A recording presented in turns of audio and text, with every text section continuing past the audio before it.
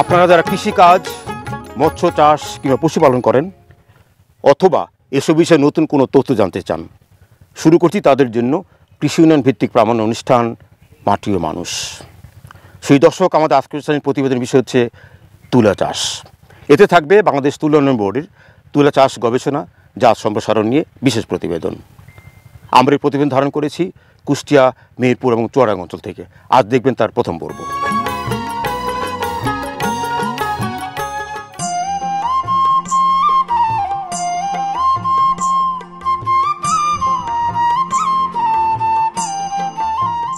অসীম, আমরা দেখতে পাচ্ছি এই মাঠে সবাই পেঁপের সঙ্গে তুলা খেতে পেঁপে লাগাইছেন।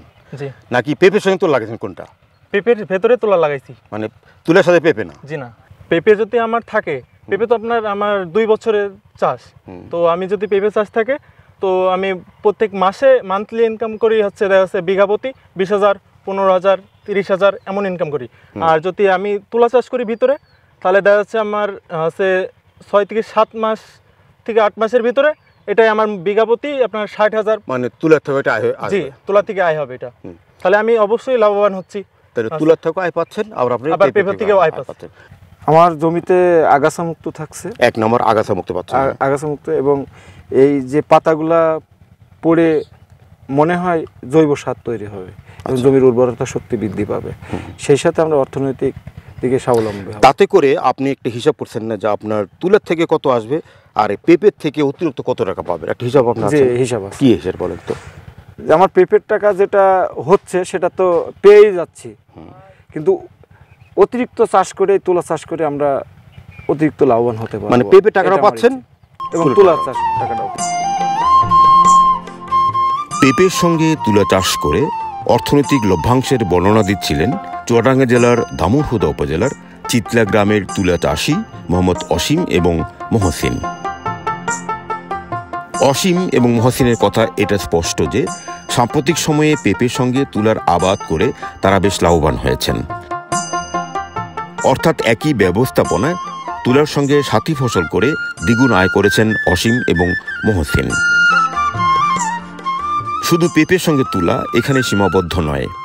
একই প্রযুক্তিতে তুলার সঙ্গে সবজি, মালটা, পেয়ারা, মরিচ, হলুদ ইত্যাদি ফসলের সঙ্গে তুলা চাষ চুয়াডাঙ্গা তথা মেহেরপুর, কুষ্টিয়া অঞ্চলে ইতোমধ্যেই প্রচলিত ফসল ধারায় লাক্সই প্রযুক্তি হিসেবে সমাদৃত হয়ে উঠছে।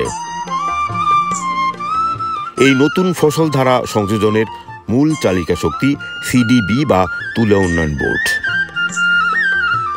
উল্লেখ্য, বাংলাদেশে তুলা উৎপাদনের গতিকে আরও বেগবান করার লক্ষ্যে সাম্প্রতিক বছরগুলোতে তুলা উন্নয়ন বোর্ডের পক্ষ থেকে উচ্চ ফলনশীল জাত ও সাথী ফসল এবং আধুনিক প্রযুক্তির সম্প্রসারণে মাঠ পর্যায়ে জোনভিত্তিক নানা রকম কর্মসূচি বাস্তবায়ন করা হচ্ছে।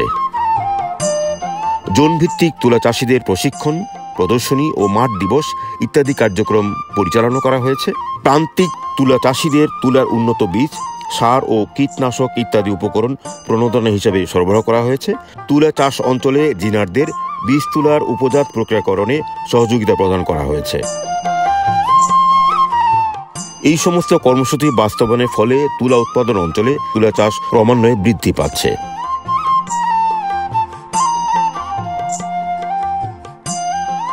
চুয়াডাঙ্গা, দামুড়হুদা, জীবননগরের এরকম কয়েকজন কৃষকের তুলা চাষে সফলতার গল্প নিয়ে আমাদের আজকের প্রতিবেদন।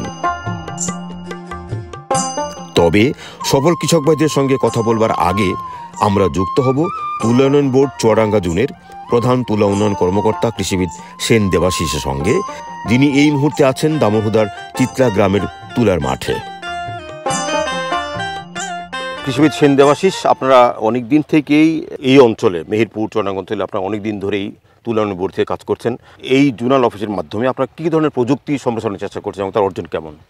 বাংলাদেশের অর্থকরী ফসল এবং বস্ত্রশিল্পের কাঁচামাল হিসাবে তুলা চাষকে বাংলাদেশের উৎপাদনকে বৃদ্ধির লক্ষ্যে আমরা তুলা উন্নয়ন বোর্ড মাঠ পর্যায়ে তুলা চাষ সম্প্রসারণ করে থাকি এবং এই সম্প্রসারণ লক্ষ্যে তাদের উন্নত মানের উচ্চ ফলনশীল জাতের বীজ সেটা আমরা কৃষকদেরকে সরবরাহ করি এবং প্রদর্শনী প্লট স্থাপনের মাধ্যমে কৃষকদেরকে এই তুলা চাষের আধুনিক যে কলাকৌশল প্রযুক্তি আছে তাদেরকে সেটা হাতে কলমে শিক্ষা দিই, যাতে তারা তুলা চাষের মাধ্যমে অধিক ফলন পেয়ে অধিকভাবে লাভবান হয়। তুলা চাষ মূলত বাংলাদেশে 6 থেকে 7 মাস সময় লাগে।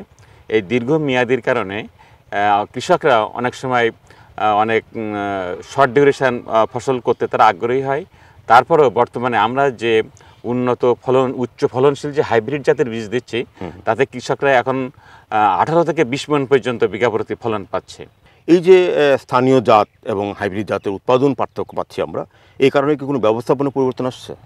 আগে যে আমাদের দেশীয় উচ্চ ফলনশীল জাতগুলো ছিল সেগুলো 8 থেকে 10 মণ খুব ভালো ফলন, আর এটি হচ্ছে 18 মণ মতো, আর এখন হচ্ছে 18 থেকে 20 মণ, এভারেজ 15-16 মণ পর্যন্ত পাচ্ছে। এতে কি ব্যবস্থাপনা কি একটু জটিল হাইব্রিড ক্ষেত্রে, নাকি একই ব্যবস্থাপনাতে হচ্ছে? না, আমাদের ম্যানেজমেন্টের ব্যবস্থাপনার পরিবর্তনের মাধ্যমে কিন্তু জাতের পাশাপাশি ব্যবস্থাপনার পরিবর্তনের মাধ্যমে এই ফলনটা আমরা বেশি করতে সক্ষম হয়েছি।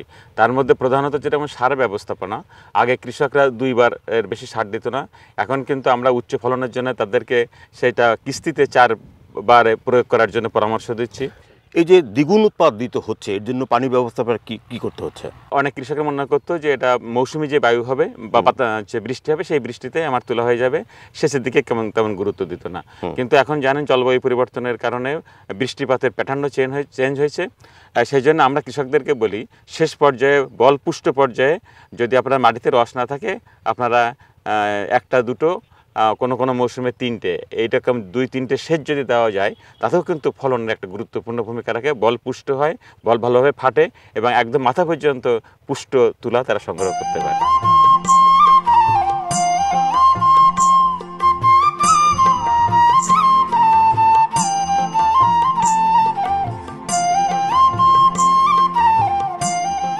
দেবা সাহেব, অত চমৎকারভাবে অনেকগুলো তথ্য জানলাম। আমি জানতে চাচ্ছি যে সাম্প্রতিক সময়ে আপনার মেহেরপুর অঞ্চলে আপনার সাথী ফসলের সাথে তুলা উৎপাদন শুরু করছে, সেখানে পেঁপে আছে, পেয়ারা আছে, নানা রকম ফলও আছে। তুলাটা 6-7 মাস সময় লাগে বলে কৃষকরা এই টাইমে অন্যান্য ফসল 2টো ফসল নিতে চায়। তাই সেই কৃষকদের চাহিদার পরিপ্রেক্ষিতে আমরা তুলার বীজ বপনের পরে প্রায় 2 মাস সময় পর্যন্ত আমাদের এই 2 লাইনের মধ্যবর্তী জায়গাটা অব্যবহৃত থাকে, ঘাস জন্মায়। তাই এই জন্য আমরা কৃষকদেরকে উদ্বুদ্ধ করছি এই 1.5-2 মাসের মধ্যে খুব স্বল্প মেয়াদী লাল শাক আছে, মূলা আছে, ধনিয়ার পাতা আছে। যে ইদানিংকালে আমরা শুরু করছি 60-70 দিনে যে মাসকলাইটা ওঠে, এটা মধ্যবর্তী স্থানে আমরা লাইন করে লাগাই দিলে 40-50-60 দিনের মধ্যে সে মধ্যবর্তী আর একটা ফসল পেয়ে সে অধিক লাভবান হচ্ছে এবং তুলা চাষে সে এগিয়ে আসছে। এবার সেই চলুন না আমরা একটু সেই আপনার এই সমস্ত তথ্যগুলো আমরা মাঠ পর্যায়ে দেখি এবং কথা বলি চাষিদের সঙ্গে যে তারা কেমন এই সমস্ত সাথী ফসল করে আয় পাচ্ছে, যেমন পেঁপে কেমন পাচ্ছে, পেয়ারা কেমন পাচ্ছে। চলুন আমরা একটু দেখি এই সমস্ত বাগানগুলো একটু।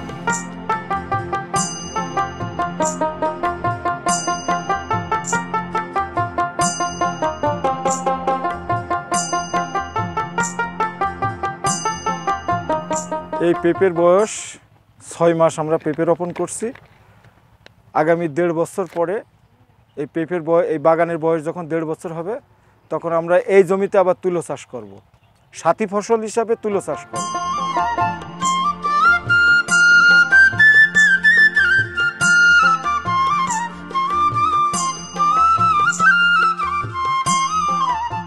এই জীবননগর অঞ্চলে কোন কোন ফসল সবচেয়ে বেশি চাষ করতে তুলার সঙ্গে মানুষরা?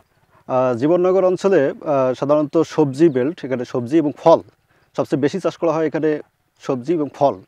তো আমরা দেখেছি যে ফল চাষ করলেও কিছু অংশ জমি ফাঁকা পড়ে থাকে, আবার তুলা করলেও তুলার কিছু অংশ জমি দীর্ঘ সময় ফাঁকা পড়ে থাকে। তো যার কারণে আমরা চেষ্টা করলাম যে 2টা ফসল যদি আমরা একসাথে চাষ করতে পারি তাহলে হয়তো চাষিদের একটু বেশি লাভবান করে দেওয়া যাবে। যার কারণে আমরা চাষিদেরকে পরামর্শ দেওয়া শুরু করলাম যে আপনারা সাথী ফসল, তুলার সাথে সাথী ফসল করেন। এক্ষেত্রে আমরা এই যে দেখছি যে মরিচও 2 হাত পরপর অর্থাৎ 36 সেন্টিমিটার পরপর মরিচ লাগানো হয়, আমাদের তুলাও কিন্তু 36 সেন্টিমিটার পরপর। এতে করে কি অতিরিক্ত কোনো সার দিতে হয় নাকি ওই সারের সাথে তুলার সাথে সার সে এক সার হয়ে যায়? না, এতে কোনো এক্সট্রা সার লাগে না, এক্সট্রা কোনো সার লাগে না। তুলাতে আমরা যে সার প্রয়োগ করি সেই সারে আমাদের সাথী ফসলটা হয়ে যায়। সে একটি বিষয়, তুলা এক ধরনের পোকামাকড় আক্রমণ করে, জি, মরিচে আরেক ধরনের পোকামাকড় আক্রমণ করে। তো এই যে পার্থক্যগুলো মানে বিভিন্ন রকম পোকামাকড় আক্রমণ, তাতে করে কি উৎপাদন কমে? না, এখানে মরিচের যে পোকাটা আক্রমণ হয় সাধারণত আমরা দেখি জেসিড পোকা, জাব পোকা এবং কিছু মাইট। তুলাতেও কিন্তু জাপ পোকা, জেসিড পোকা, এই একই পোকাগুলোই ধরনের। আক্রমণ হয়। তার মানে অর্থাৎ পোকার ওই মধ্যে স্প্রে করলেই হয়ে যায়। একবার স্প্রে করলেই হয়ে যায়। আচ্ছা, মানুষের আগ্রহ কেমন দেখতে পাচ্ছেন যারা তুলা চাষি এই সমস্ত সাথী ফসল করার ক্ষেত্রে? আমরা এই প্লটগুলো করিয়ে মানুষের আগ্রহ সৃষ্টি করার চেষ্টা করতেছি। এখনও এই বিষয়গুলোকে আরও বেশি বেশি প্রচার করতে হবে। প্রচার করলে মানুষের আগ্রহ বৃদ্ধি পাবে, তবে যারা দেখছে তাদের মধ্যে আগ্রহ সৃষ্টি হচ্ছে। তুলাটা হলো দীর্ঘমেয়াদী ফসল, হুম। আর মরিচ হলো স্বল্পমেয়াদী ফসল। তো এখন এই একই সাথে দুটোই বপন, তার মানে একই সঙ্গে একই সাথে না, তুলাটা একটু পরে করা আর মরিচটা একটু আগে করা। এখন বর্তমান পরিস্থিতি তুলাটা যেহেতু দীর্ঘমেয়াদী, সেই কারণে এই মরিচটা স্বল্পমেয়াদী হওয়ার কারণে মরিচটা উঠে গেল এবং যে গাছগুলো মারা গেল, তুলো গাছের গ্রোথটা ভালো হলো, তুলো গাছটা আরও বেনিফিট জায়গাটা প্রসার করে নিল। তাতে করে কতদিনের মরিচ চারা নষ্ট হয়ে যায় আর কতদিন আপনার তুলা উঠাতে পারেন? এটা আপনার হলো এই ভাদ্র মাসে, আশ্বিন মাসের মধ্যে কিছু মরিচ গাছ মারা গেল, আর যখন মারা গেল তখন যে মরিচটা ছিল সেই মরিচটা 280 টাকা কেজি ছিল। আচ্ছা, যার কারণে আমরা যদিও মারা গিয়েছে তারপরেও আমরা 1 মণ 1.5 মণ করে মরিচ তুলেছি। সেই সময় আমার অনেক পয়সা হয়েছে। আচ্ছা, এখন তো তার মানে আপনি মরিচ থেকেও পয়সা ভালো পাচ্ছেন, তুলাতে ভালো তুলাটাও হবে। পাচ্ছেন। একটি বিষয় রয়েছে সাহেব, আপনারা তো অনেকদিন ধরে আপনি তুলা চাষ করেন, যে 30-35 বছর 30 বছর তুলা চাষ ধরে। করছি। আমরা জানি যে তুলা চাষের মধ্যে অনেক ঔষধ দিতে হয়, ওষুধ দিতে হয়, আর মরিচটা হলো খাবারের জিনিস। খাবারের জিনিস। তাহলে যে মরিচটাতে এখন বাজার বিক্রি করছেন, ঔষধ দিচ্ছেন, এতে করে হার্মফুল হচ্ছে না? না, এটা হলো তুলো গাছে যখন আমরা এই মরিচটা তুলে ফেলে দিই, তোলার পরপরই আমরা স্প্রেটা করি। মানে এর মধ্যে আর স্প্রে মরিচ থাকা অবস্থা স্প্রে করা হয় না। আচ্ছা, আর এই মরিচের এখন বর্তমানে তুলোর যে অবস্থা, সেটাই জাপ ঝাঁসিটির একটু আক্রমণটা বেশি। আগে যে বলমটা ছিল সেই বলমটা নেই, এখন জাপ ঝাঁসিটির আক্রমণ থাকায় ওই 15 দিন পরে যেরকম মরিচ উঠবে, 15 দিন পরে ওই তুলো গাছে জাপ ঝাঁসিট মারার জন্য আমরা প্যানেল কিংবা ওই যে এগুলো ব্যবহার করতে পারি। আচ্ছা, এখানে আপনি তো শুনেছি যে এখন আপনারা হাইব্রিড জাতেরও তুলা চাষ করেন। জি। তো আগে তো করতেন সনাতনী, স্থানীয়। দুইটার মধ্যে উৎপাদনের পার্থক্য কেমন? আগে যে পদ্ধতিটা ছিল ওটাতে ফলন কম আসতো, আর এখন যে রূপালী 1, রূপালী 2, এই যে এগুলো সব হাইব্রিড যেগুলো জাত আসছে, এগুলোর দাম একটু বেশি, এগুলো বীজের দাম খুব বেশি। কিন্তু বীজ তো আপনারা পাবেন, কারণ হাইব্রিড বীজ নিজে তৈরি করতে পারবেন না। তৈরি করতে পারবো না, ওটা বাইরে থেকে হয়তো সরকার নিয়ে আসে। সেই কারণে বীজের দাম বেশি হলেও এর আবার ফলন বেশি। আচ্ছা,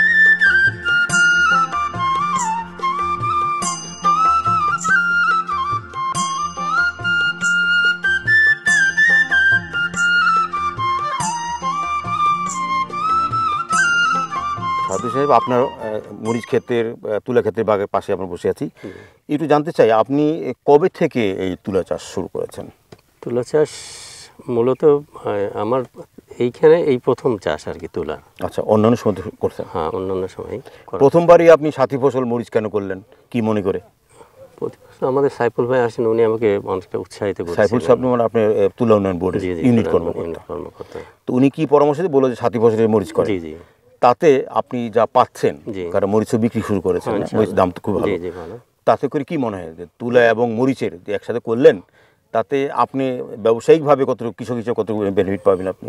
এতে মানে আপনার কি মনে হচ্ছে? তুলাটা আমি যে মরিচের যে পয়সাটা আসবে এর থেকে আমার তুলা চাষটা আলটিমেটলি হয়ে যাবে, সেই সাথে আমি এক্সট্রা কিছু পয়সা এখান থেকে পেয়ে যাবো। মানে একই খরচে দুইটা ফসল আমার আলাদা কোনো খরচ? না, আলাদা কোনো খরচ লাগছে না। আপনি তো এখানে জৈব ফেরোমন ট্যাপ লাগাইছেন, এতে আপনি কোনো কীটনাশক দেন না? না, কীটনাশক, ঝালে কীটনাশক তেমন একটা ব্যবহার করা হয় না, কারণ ঝালে কীটনাশক দিলে তো মানুষের জি জি। তাতে করে আপনি এবারে কেমন পাবেন মনে হয়? যে একটা হিসাব আছে না যে মরিচ যেভাবে মরিচ এই যাবত কত মরিচ এই যাবত আমার মনে হয় 1025 টাকা মরিচ আমি বিক্রি করে ফেলেছি অলরেডি। এখন আশা করি এখন ওই রকম 25-30 আশা করা যায়। তাহলে ধরে নিলাম যে 50,000 টাকা মরিচ থেকে পাবেন আপনি, টার্গেট আমার। আর তুলার থেকে আপনি কত পাবেন আশা করছেন? কারণ তুলা তো এটা হাইব্রিড, তো হ্যাঁ, তুলা তো 18 মণ পাবেন বিঘায়। কয় বিঘা করছেন? আপনার আছে 2 বিঘা আছে তুলা, 2 বিঘা, মোট 2 বিঘা তুলা। তাহলে আপনি মোটামুটি দুইটার থেকে আয় ভালো পাবেন জি, ইনশাআল্লাহ। তাতে করে তুলা উৎপাদন কম হবে মনে হয় আপনার? কারণ মরিচ না না না, কারণ ও তো কোনো ইফেক্টিভ না, মরিচ গাছ মরিচ করে, আর তুলা তো মনে করেন আলাদা। আপনার এলাকাতে এরকম অনেক জায়গা পড়ে আছে, সবাই কেন আপনি শুধুমাত্র কেন সাথী ফসলের মরিচ করছেন? অনেকে তো করতে পারতো, কেন করেন? রিস্ক নিতে চায় না। রিস্ক আছে মনে হয়? রিস্ক নেই, কিন্তু অনেক রিস্ক নিতে চায় না। আচ্ছা আচ্ছা। যে যদি আমার মরিচ খারাপ হয়ে যায়, কারণ মরিচ সে মনে করে মরিচটা তার জন্য প্রফিটেবল, মরিচের দিকে সে পয়সা পাবে, এরকম তার একটা ধারণা আছে। এখন যদি তুলা করি তাহলে মরিচ গাছে চাপ পড়বে। আচ্ছা, এইখানে একটা বিষয় যে মরিচে তো অনেক পোকামাকড় হয়, জি, কোন ওষুধ দিতে হয়? মরিচে খুব একটা পোকামাকড় আমি দেখি না, মরিচে খুব একটা পোকামাকড় লাগে না। এই যে আপনার ওই ডগা পচা যেটা হয় এইটাই। আচ্ছা, আর এর অ্যাকচুয়ালি পার্মানেন্ট কোনো ওষুধও নাই ডগা পচার। ওর হয় প্রত্যেক দিন যদি আমি সাদা পানি দিয়ে ধুয়ে দিই তাহলে ডগা পচা বন্ধ। তুলা উন্নয়ন বোর্ড ইউনিট কর্মকর্তারা আপনাদের সাথে কি ধরনের সমন্বয় কি করে? অত্যন্ত আন্তরিক এবং অত্যন্ত সাহায্য সহযোগিতা করেন আমাদের। নিয়মিত আমাদের এখানে আসেন, কোনটা কি সমস্যা এটা। তুলা চাষ কি দিন দিন বাড়ছে আপনার এলাকাতে? মনে হয় না আগের চেয়ে কম বাড়ছে, অনেক বাড়ছে। হাইব্রিড আমি মনে করেন এখানে এবার নতুন শুরু করছি। হাইব্রিড করার প্রতি মানুষের আগ্রহ কেমন? আগ্রহ বেশি। এখন মানুষ তো এখন অধিক ফলন চায়, অল্প সময় অধিক ফলন দরকার। এমনিভাবে চুয়াডাঙ্গা জোনে চুয়াডাঙ্গা জেলার চলতি বছর 7 সহস্রাধিক কৃষক ভাই তুলা চাষে সম্পৃক্ত হয়েছেন। শেষ করব চুয়াডাঙ্গা জোনের চলতি বছরের তুলা চাষের সার্বিক পরিসংখ্যান দিয়ে। তুলা উন্নয়ন বোর্ডের দেয়া তথ্য মতে চলতি মৌসুমে চুয়াডাঙ্গা জেলার তুলা চাষের পরিসংখ্যান হল: চুয়াডাঙ্গা জেলার তুলা চাষির সংখ্যা ৭,২৪৮ জন, চাষকৃত জমির পরিমাণ ২,৩৭১ হেক্টর, বীজ তুলা উৎপাদনের লক্ষ্যমাত্রা ৮,৩৫০ মেট্রিক টন, আঁশ তুলা উৎপাদনের লক্ষ্যমাত্রা ৩,৩৪০ বেল, বিটি কটন সহ উন্নত জাতের তুলার প্রদর্শনী প্লটের সংখ্যা ২০৬টি এবং প্রণোদনার উপকরণ, বীজ, সার, কীটনাশক প্রদানকৃত কৃষকের সংখ্যা ১,৩৯০ জন। তুলা চাষ নিয়ে এই ছিল আমাদের বিশেষ প্রতিবেদন। আজ এ পর্যন্তই। আমাদের আগামী অনুষ্ঠানগুলো দেখবার আমন্ত্রণ জানিয়ে শেষ করছি আমাদের আজকের মাটির মানুষ। সকলকে ধন্যবাদ।